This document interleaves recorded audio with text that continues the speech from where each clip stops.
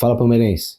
Bem-vindo ao canal Diego e o Atomarada. Muito obrigado por você estar aqui. É um prazer contar com você, se você está voltando ou se você está aqui pela primeira vez. A gente pede sempre para você se inscrever, curtir, compartilhar, deixar seu like. Já somos 10.200 inscritos em 80 dias mais ou menos de canal. Então estamos muito felizes com esse número. Vamos querer uma meta maior. Vamos estipular quanto e quando. Estou conversando com o meu sócio a respeito disso, que é o nosso diretor, para saber quanto que a gente coloca de meta, para a próxima meta, né? Mas então logo logo vocês vão saber. E logo logo também vai ter live, mas vou pedir para você se inscrever, curtir, compartilhar, ativar o sininho e comentar, porque o episódio da semana com os melhores comentários, que tem normalmente rolado no sábado, tem tido uma audiência muito bacana e, enfim, tá sendo legal interagir com vocês. Logo logo a gente vai ter live. Estamos aí consertando as coisas com o YouTube para a gente conseguir ter live, e aí vai ser mais legal ainda, a gente vai tentar fazer uma live por semana pelo menos, pra gente trocar uma ideia ali mais diretamente, direto e reto. Só vou pedir pra ninguém ficar xingando, cara. Pô, não tem nenhuma necessidade aqui, cara. Vamos manter esse ambiente aqui, o que vocês acham? Da gente manter esse ambiente aqui de boa, trocar ideia. Eu posso concordar com você, eu posso discordar com você, discordar de você e vice-versa, e a gente só troca ideia, sem treta. Aqui vamos fazer um canal sem histeria, um canal para a gente conversar sobre Palmeiras mesmo. Eu quero trazer para vocês o que eu tenho de vivência de Palmeiras. São 15 anos como setorista do Palmeiras, com alguns pequenos intervalos aqui e ali, mas em 2010 eu comecei a cobrir Palmeiras. E por isso a notícia que eu vou trazer para vocês aqui agora é uma notícia que foi publicada pelo GE, mas são números públicos, né? Mas como o GE teve a paciência de juntar todos esses números, né? Eu, quando estava na ESPN, eu fazia bastante esse trabalho de pegar os balanços, interpretar para achar as pautas, e o GE fez dessa vez. E, cara, o Palmeiras é de longe o clube mais saudável financeiramente do Brasil no momento, pensando em 2024, né? O Palmeiras teve a segunda maior receita do ano passado, né? O Flamengo liderou com 1,3 bilhão de arrecadação, né? 1 bilhão e 300 milhões. Aliás, isso é uma coisa que eu vou falar para vocês. No jornalismo, a gente tem que escrever. Quando a gente escreve 1,3, a gente tem que falar bilhão depois, não 1,3 bilhões. Mas isso de falar 1,3 bilhão é bizarro. O certo é falar 1 bilhão e 300 milhões, tá? Então eu vou falar como tem que ser falado. O Flamengo arrecadou 1 bilhão e 300 milhões de reais em 2024 e o Palmeiras na cola com 1 bilhão e 200 milhões de reais. E sabe quem vem em terceiro? Sport Clube Corinthians Paulista, que arrecadou 1 bilhão e 100 milhões de reais. Esse canal é de Palmeiras, mas não tem como não falar dessa situação do Corinthians, né? O Corinthians nessa draga absurda, e a sorte dos adversários é que o Corinthians, que é uma máquina de gerar dinheiro, poderia gerar até mais que o Flamengo, não se organiza para isso. Então essa receita de 1 bilhão, na verdade, ela fica inócua quando a gente sabe que o Corinthians aumentou sua dívida em 190 milhões no ano passado, né? Eu vou pedir para o diretor ir colocando aqui os gráficos conforme a gente for falando desses números, né? Mas é assustadora a situação positiva do Palmeiras e a situação negativa do Corinthians, né? E aí a gente pensando nisso dá ainda mais raiva do que aconteceu tanto no Paulista quanto na Copa do Brasil. Mas o que eu digo para vocês, e que eu tenho dito com frequência, é que o time do Corinthians no campo, eles podem não pagar, eles podem dever, eles podem se endividar, o que seja, mas o time, o 11 do Corinthians no campo não é ruim. Não é ruim. E contra o Palmeiras eles viram o Real Madrid, né? Não é de hoje, isso sempre acontece. E eu acredito agora que a situação vai ser bem diferente no dia 31. Todo mundo sabe que daqui 2 jogos, né? Passaram os 2 jogos, passado o jogo contra o Universitário, que é agora nessa quinta-feira, né? E passado o jogo contra o Sport, depois na segunda-feira seguinte, dia 31, é Corinthians e Palmeiras em Itaquera, e o Palmeiras não pode sonhar em não ganhar esse jogo. Não existe hipótese. Já era obrigação ter passado na Copa do Brasil, na minha visão. Falei isso aqui, falei isso no programa com o Gabriel Amorim, das Alamedas, falei isso pro Massa também. E muita gente fala assim, porra, não pode falar de obrigação porque é no campo. É verdade, não se deveria falar, mas, cara, se o Palmeiras quer ter um ano tranquilo, se o Palmeiras quer continuar tendo força, se o Palmeiras quer colocar água nessa fervura, nessa ebulição que tava, tem ganhado do Corinthians no dia 31. Mas vamos falar das finanças aqui. Então, como eu disse, o Palmeiras teve a segunda maior receita do exercício 2024, né? O Botafogo divulgou seus números agora atrasado, então agora deu para o GE fazer essa compilação total.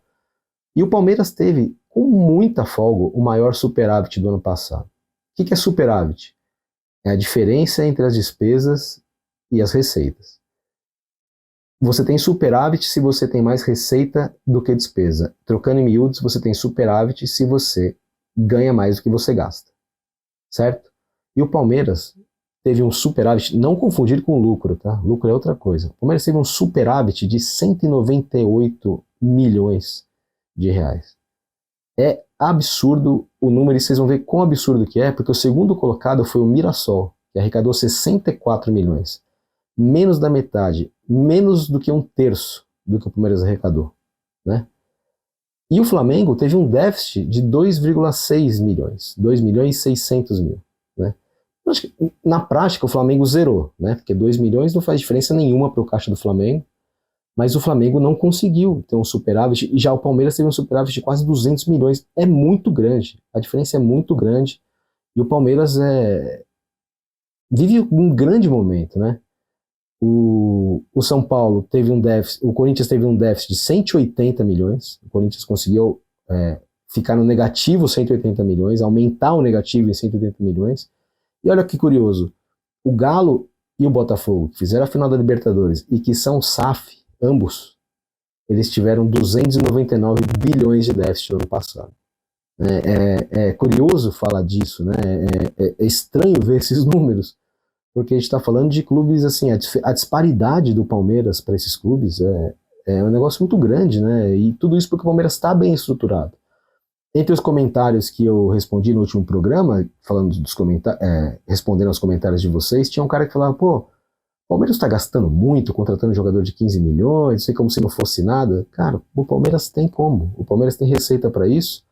E, embora o Palmeiras esteja gastando muito dinheiro em contratações esse ano, a tendência é que haja superávit também, né? Talvez não seja desse tamanho, mas deve haver superávit. Como o Palmeiras não é uma instituição bancária, o Palmeiras é um clube de futebol, ao Palmeiras basta zerar e ter um provisionamento para o ano seguinte. Não precisa ter um caixa gigantesco. O Palmeiras está tranquilo. Dinheiro não é problema. E aí eu comecei falando, né, que eu comecei a cobrir Palmeiras em 2010 e em 2013, 2012, né, o Palmeiras é rebaixado e há a eleição do Paulo Nobre, né? E eu tinha um contato muito bom com o Paulo Nobre, inclusive ainda tenho um contato bom com o Paulo Nobre, é um cara com quem eu consigo conversar às vezes, é um cara muito gente fina, é um cara muito palestra, né? E, cara, o Paulo Nobre teve, em 2013, né, ele teve que colocar dinheiro, em 2012, 13, ele colocou muito dinheiro do bolso dele no Palmeiras, né, a gente sabe. Mas chegou um momento em que ele tinha conta de luz atrasada, em que ele tinha conta de água atrasada. E ele chegou com um papo de moralização, de profissionalização do Palmeiras, né? E eu perguntei para ele, eu falei, Paulo, pô, você sempre falou em profissionalismo, né, e tudo, e você tá colocando dinheiro do bolso, você acha que isso é uma atitude profissional? E ele falou, cara, não é zero profissional. Mas eu tenho uma escolha, eu tinha que fazer uma escolha, ou eu deixava a roda girando, ou seja, deixava o clube funcionando, ou a roda ia parar de girar.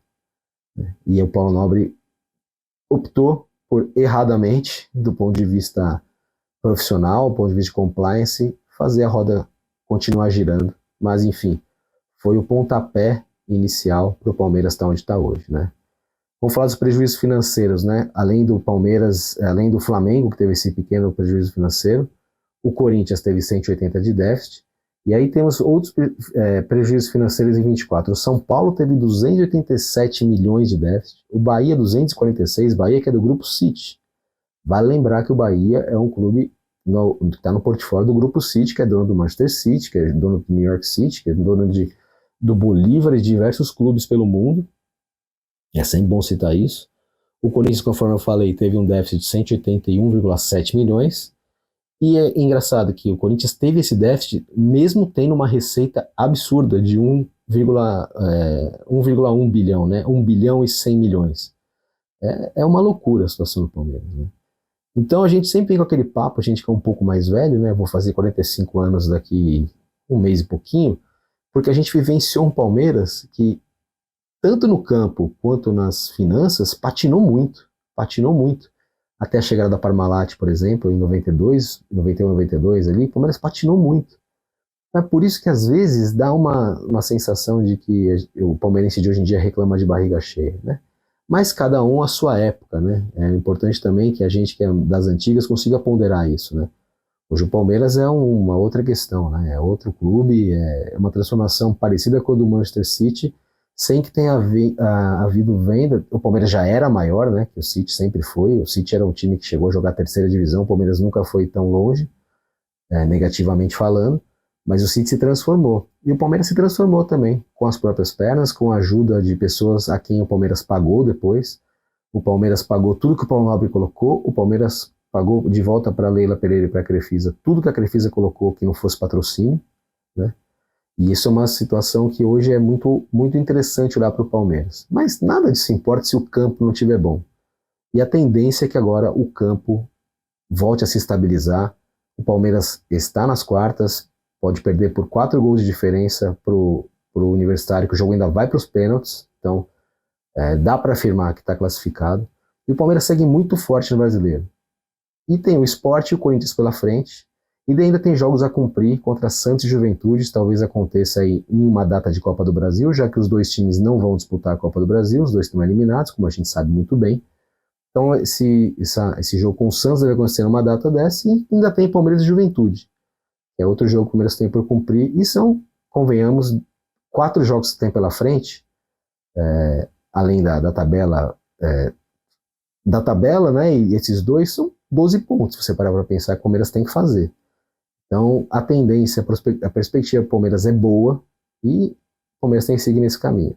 Vamos falar de contratações, já que estamos falando de dinheiro.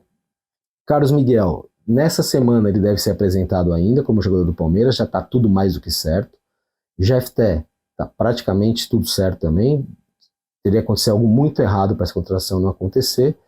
O Palmeiras segue atrás de um 8, e o Palmeiras não deve ter o Júlio Enciso paraguaio, que é um jogador aí de uma prateleira um pouco mais alta. O Palmeiras está disposto a mandar uma grana pesada para o Brighton, acima de 15 milhões de euros para trazê-lo, mas o posicionamento dele é que ele quer permanecer na Europa. Vale frisar que esse era o mesmo papo do Sousa, né, também paraguaio, e o Sousa está no Palmeiras. Então, eu não cravaria que o Júlio Enciso não vem, porque, eu quero permanecer na Europa, só que o Brighton é um time pequeno, né? E se vier uma proposta desse tamanho do Palmeiras, eu acho que dificilmente o Brighton seguraria. Eu quero ficar na Europa, mas alguém precisa te comprar, né, amigo? Então, Inter de Milão, Roma, fala-se de muitos nomes, mas proposta mesmo só o Palmeiras. Então, eu não descartaria a vinda do Enciso ainda. E um 8, né? O Palmeiras desistiu do Marcel Ruiz e por enquanto não tem um 8 ali, um nome que esteja sendo falado. Falou-se em Arthur, que foi da seleção, foi da Juventus, foi do Barcelona, voltou para o Grêmio, voltou para casa. Eu fico aliviado com isso, porque eu acho que o Arthur não agregaria muito ao Palmeiras, é um jogador que teve um momento muito bom ali no Barcelona e tudo, e desapareceu depois, né? Então, é um jogador muito incerto para se apostar. Espero que o Palmeiras vá atrás de um 8 um pouco mais confiável. Beleza? Então, obrigado mais uma vez para você estar aqui. Como eu falei, 10.200 inscritos. Se inscreva, deixe seu like. Vídeo novo todo dia. E a partir de amanhã, microfone sem nenhum estalo. Beleza? Combinado? Então vejo vocês no próximo vídeo. Um abraço.